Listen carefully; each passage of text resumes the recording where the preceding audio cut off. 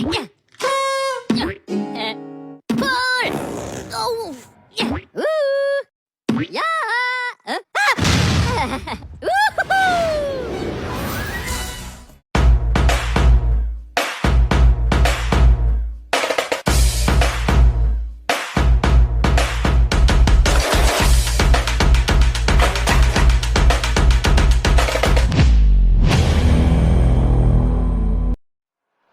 Ang mga kapatid nating nakatutubo o mga indigenous peoples ay may malaki at makabuluhang kontribusyon sa kultura nating mga Pilipino.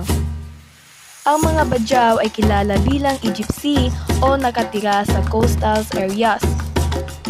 Kahawig ng mga Samal ang kanilang kultura. May haka-hakang sila at ang mga Samal ay isang pangkat na nagmula sa Johore sa dakong timog ng Peninsulang Malaya.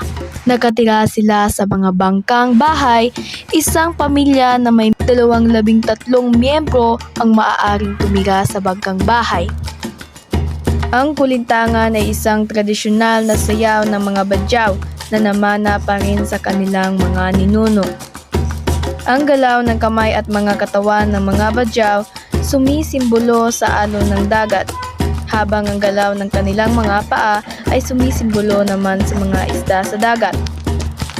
Ang mga kababaihan ay naghahabi ng mga banig na may iba't ibang uri ng makukulay na disenyo.